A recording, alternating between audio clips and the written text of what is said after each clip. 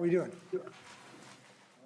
Good afternoon. First in the good news category, congratulations to Whatcom Community College. They've now been recognized as a partner with Microsoft as a national leader in cybersecurity training.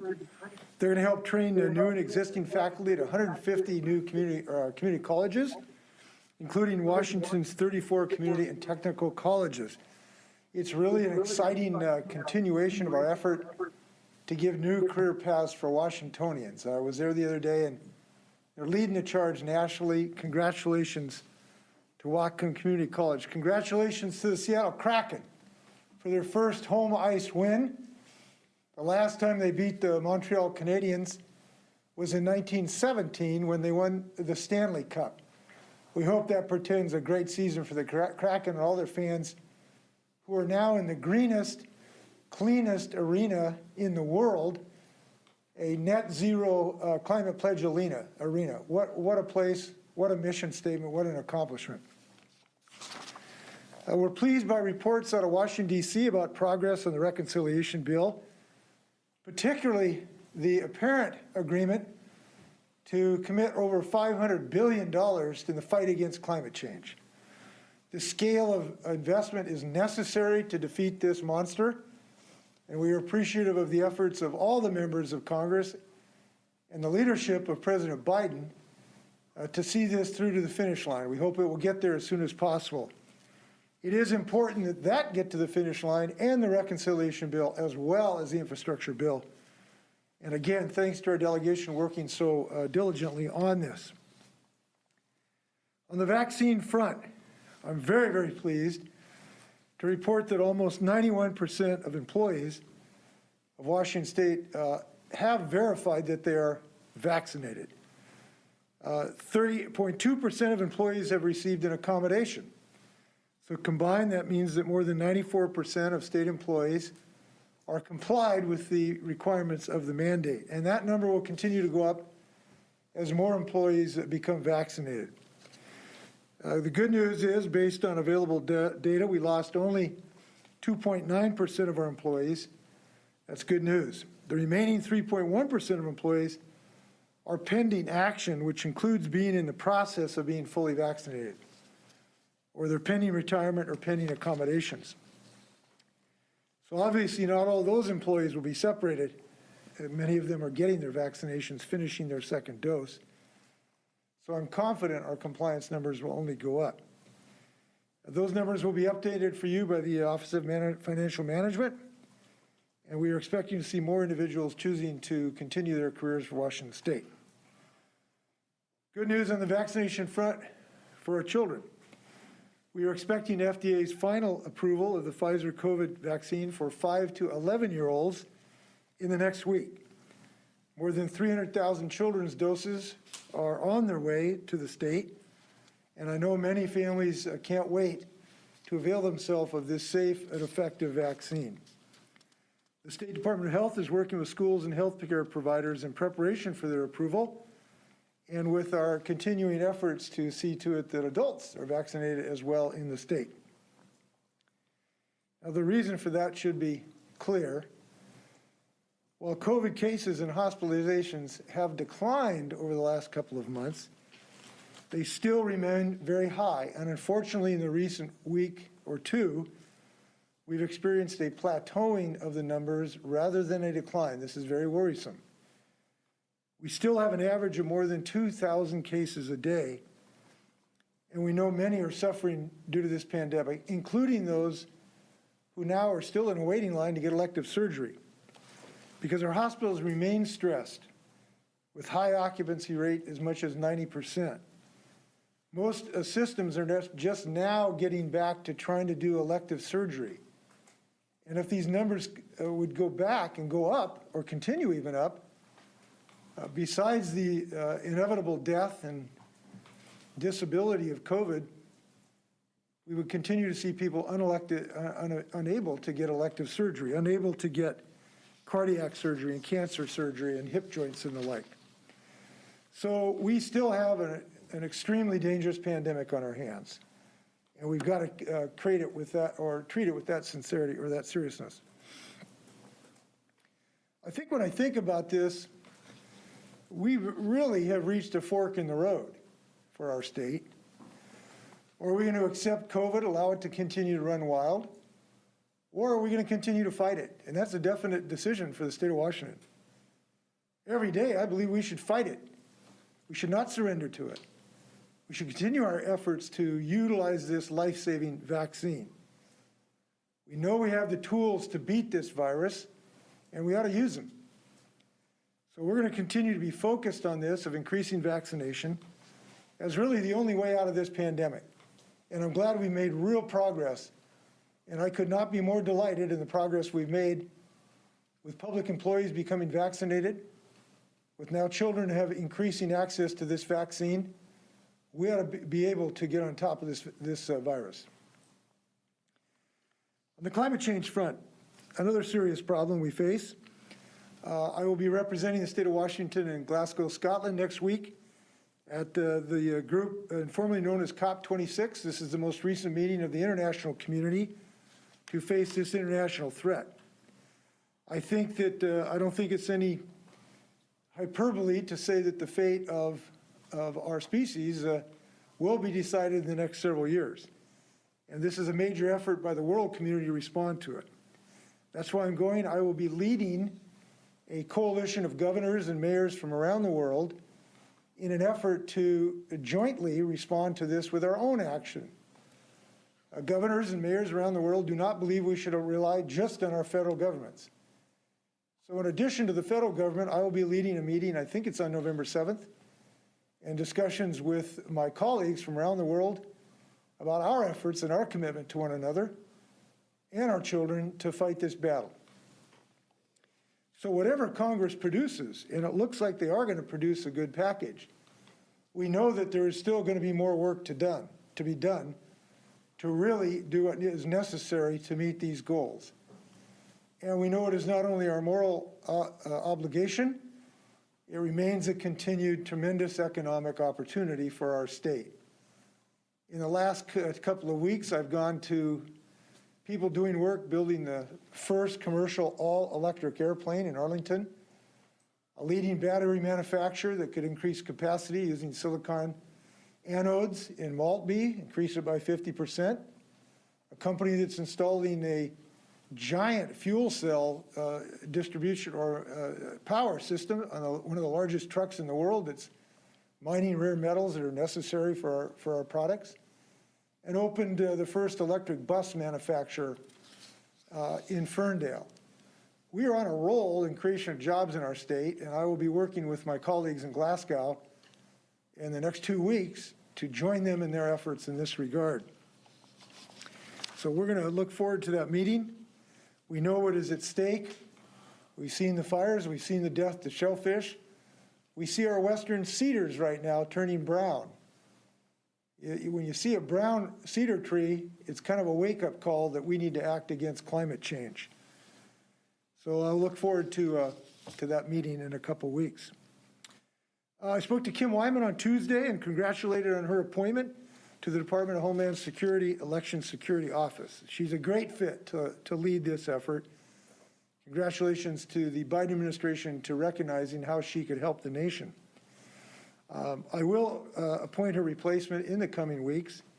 The appointment process is still coming together. I believe that regardless of who is in that spot, they will continue the vital work that Kim put in place in this office. So we wish her well. We have an update for tenants and landlords as well. We're nearing the end of our eviction moratorium bridge. Local jurisdictions continue to work on rental assistance, eviction resolution, and the right to counsel. And we're proud in our state that we're one of the first to have a right to counsel nationally. During the pandemic, state and local authorities have made over $1 billion available to help landlords and tenants through this troubled time. And our eviction resolution program is helping landlords and tenants reach agreements. And the majority of the time, we've had success. We need landlords and tenants to take full advantage of these programs. These are first in the nation, some of them, and we look forward to their continued success. With that, stand for questions. You may fire when ready. Gridley. Governor, lawmakers are starting to discuss potential changes to the long-term care our plan, face criticism, some people are excluded, people that might retire out of state, military families, people that are, already older and may not vested in time. Why not delay the program? There's been some businesses, unions, some lawmakers calling for a pause so you can sort of get a better handle on some of these issues rather than starting at January 1st. Well, if the legislature really wanted to do that, I suppose they could. They have not expressed an interest in doing that. I do not have authority willy-nilly to just cancel these laws. And I don't believe I have any emergency authority in this case. This is not COVID related. There's no COVID thing I can attach to the COVID pandemic here. So I really don't have authority unilaterally to do it. And I have not heard serious efforts from legislative leaderships that they'd want to do that. But I do believe there are some things that are going to be on the plate for the legislature in January to make some amendments. I'm open to a few of those ideas, and I think they're going to get serious consideration. Do you have any concern that this program could be a liability for your party going into midterms? No. Why not? Because it's a good plan that helps people get care, and we have a lot of people that don't have care, and they don't want to live in poverty, and they don't want to become wards of the state, and they don't want to put an obligation on the taxpayers of the state of Washington.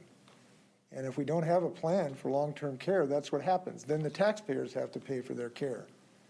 This is a system that will provide, like Medicare, like Social Security, financed in some similar ways, so that people will not become, wards of the state, so that they can experience dignity and control their own destiny. And as I've said, I think there's some things that deserve a look to see if they can be improved. And I think those are going to get a look in January and February, so I feel confident about it. On the eviction moratorium, there are still a lot of local jurisdictions who are struggling to get that rental assistance out. Why not extend it any longer, and is there anything else the state can do to try to support counties and cities in getting that out? Well, we've done about all we can do. We've given them millions and millions of dollars of cash, and it's up to them to get it distributed. We have asked them if there is anything. No one has suggested what we could do to help. We did extend the moratorium, and we have importantly created this bridge mechanism so that people aren't evicted on day one. People, I don't think, understand that there's a huge process, even after the conclusion of the moratorium, that would be involved in the eviction process, including right of counsel. So this is not going to happen on day one, right after the moratorium expires. And we have to have some end to the moratorium. You can't have an economy ultimately where there just nobody pays rent. And you have to have some transition, and we're moving to that transition. I'm pleased. I've talked to some of the local leaders. They have picked up the pace of their distribution dramatically because they've worked through some of their software and computer programs. So they are picking up that pace, and that's good to see. We encourage that, obviously. Governor, on the vaccine mandate, provided some stats on the state workers, and the percentage of exemptions for state agencies is around 3%. But any of those, the average out data show 90% are vaccinated, but close to 10% received exemptions, and it resulted in about 16,000 unvaccinated employees still working in public schools. Does it concern you? And I wonder if you envision having that many unvaccinated folks with accommodations of working in public schools still, or do you hope to see fewer than that? Well, no, I'm very encouraged by what we've been able to do. They significantly increased their vaccination rate, particularly amongst the non-certificated staff, and that's been good to see. I consider it a success. Would we like to say 100%? Yes. But they're the employer, we are not, and they handled this process within the protocols we established, but they are the employer. I could not control the employment decisions down to that granularity. So I'm just pleased that we have had, I would consider, unqualified improvements throughout all of the sectors that have been involved here. State employees, colleges, K through 12, hospitals, all of them have gone up dramatically in their vaccinations. So I'm just very pleased about it. Superintendent Raycom also said that there's talk, at least among the education community, that if they, once the vaccine for students and younger students is out and available, a desire that if they can reach, say, 80%, some threshold, about 80% vaccination rate of staff and students, that they might be able to begin rolling back some of the restrictions and mandates that apply to public schools. Are you open to creating a threshold for rolling back some of the restrictions for public schools? Well, we're hopeful that, yes, at some point, we want to remove these restrictions when we get to a level of activity of the virus in the community. When we get to certain levels that give us confidence we can do that, certainly we want to be in a position to do that. But as far as just a vaccination rate, I'm not sure that would be the right way to go about it. We want to look at the rate of the virus in the community. If you get to the X vaccination rate, but you still have a raging pandemic, and our assumptions turned out to not be scientifically valid, we need to judge all those. And unfortunately, the science is just not clear that you can pick today a specific percentage of vaccination and say that will yield X% reduction in your infection rate. The science just doesn't have an answer to that question.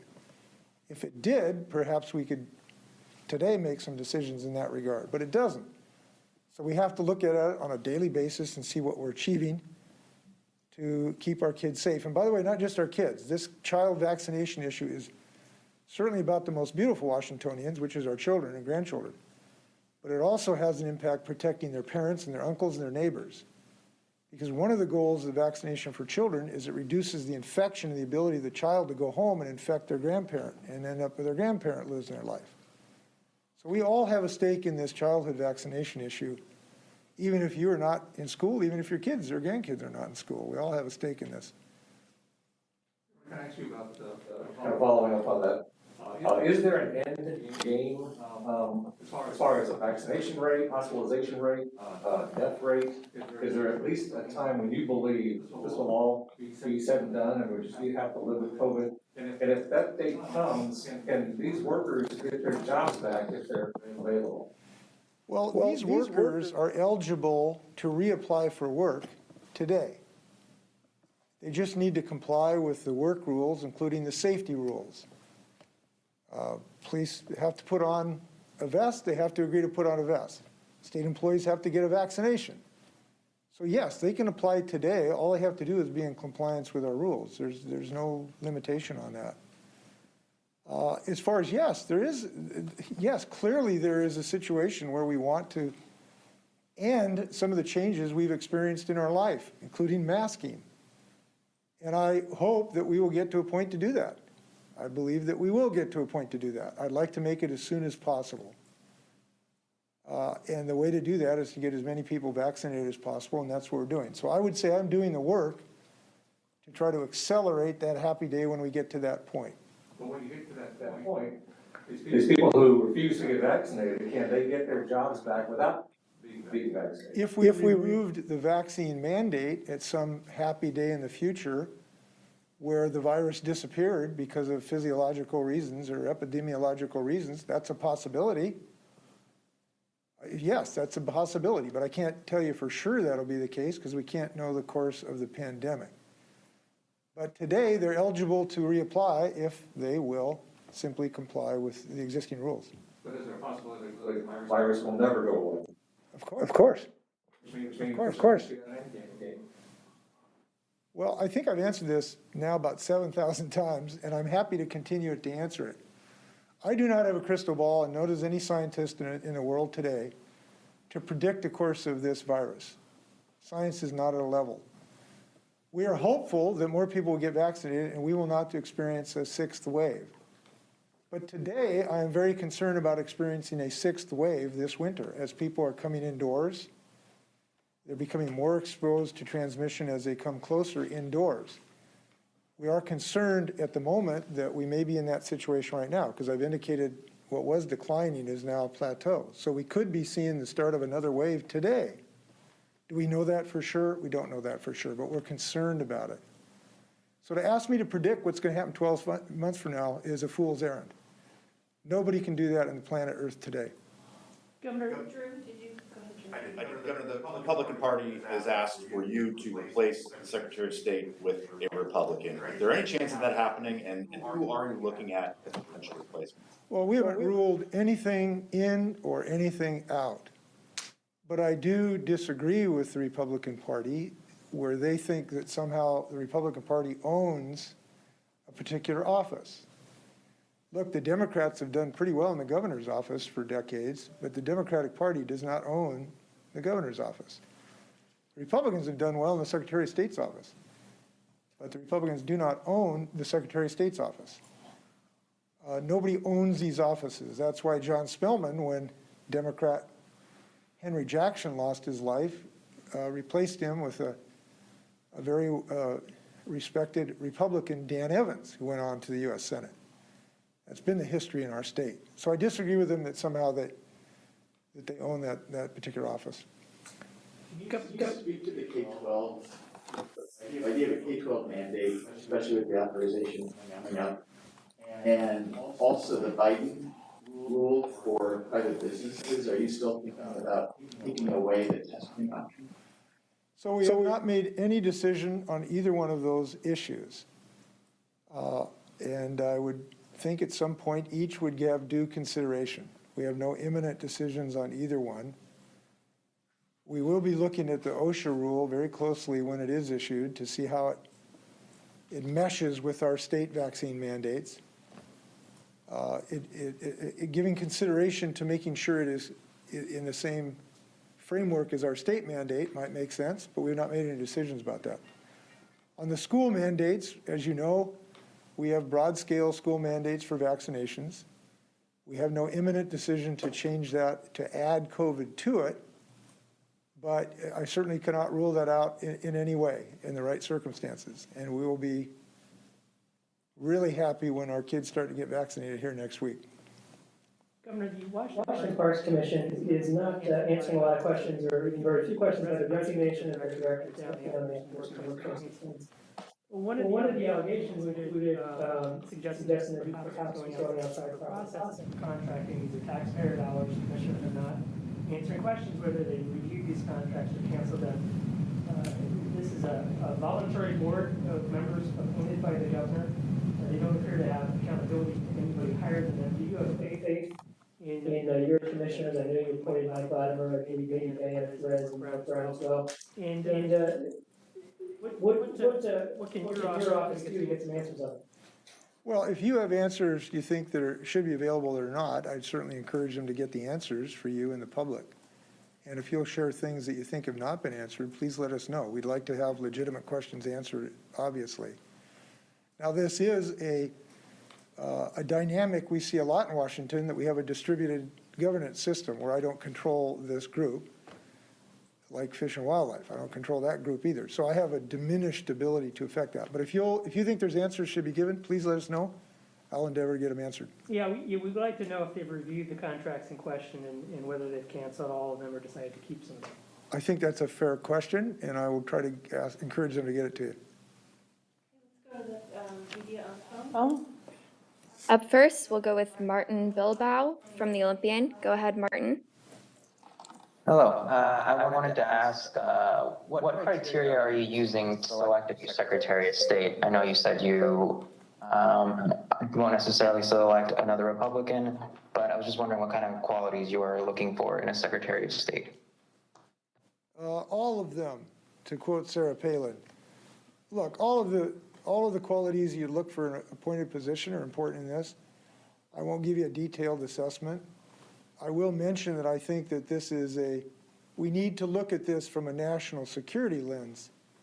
We are being attacked by nation states in this regard. And I will want someone who has the capability to engage the federal government, our cybersecurity forces through the National Guard, that can respond as a national security threat, which indeed it is. I will just mention that one quality. And I will look for someone that can continue Kim's work, both in cybersecurity, but in general, assuring the integrity of the process. And we appreciate her willingness to do that, her willingness to buck folks who refused to honor the election results, And obviously, we'll want someone to do that as well. Up next, we'll go to Rania Clower with KXLY. Go ahead, Rania.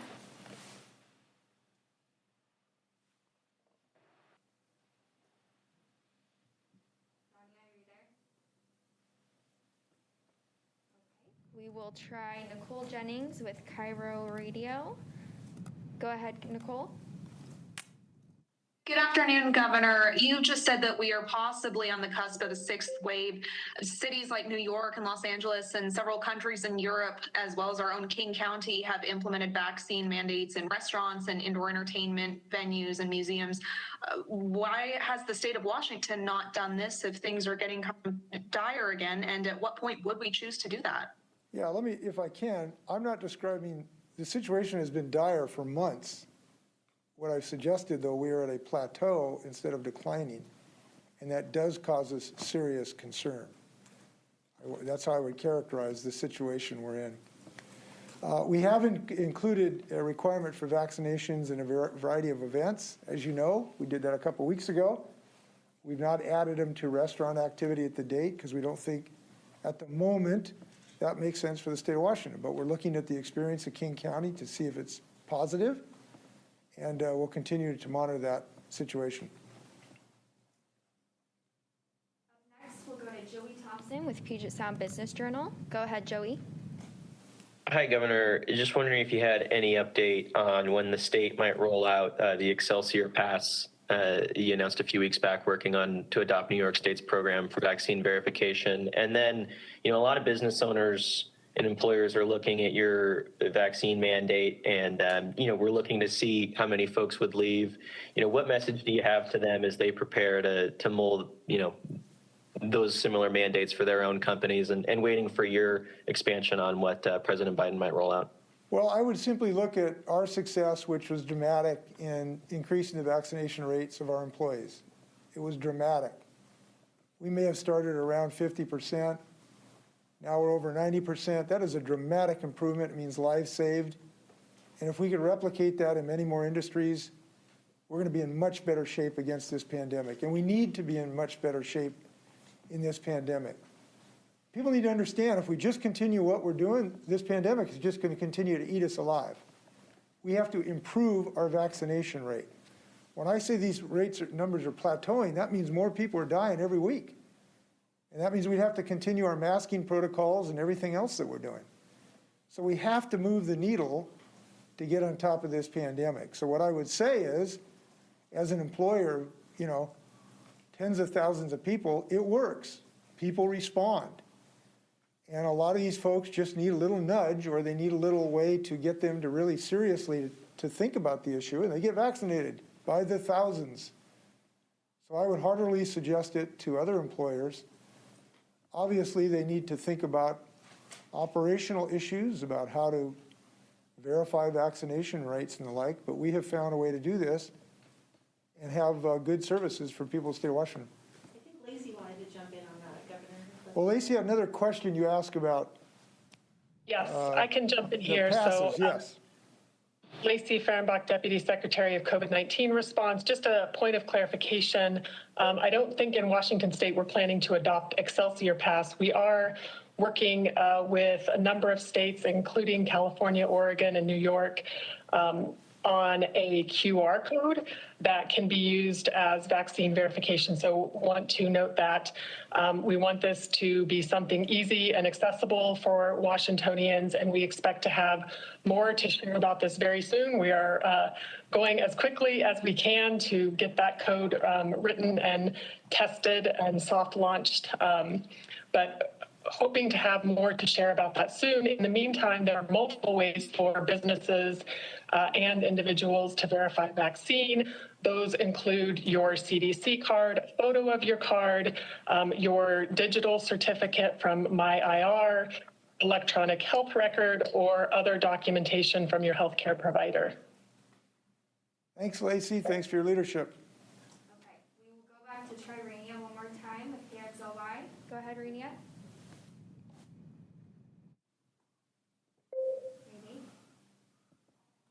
Also email us for questions. Okay, so We will go to Peter Fairley with Investigate West. Go ahead, Peter.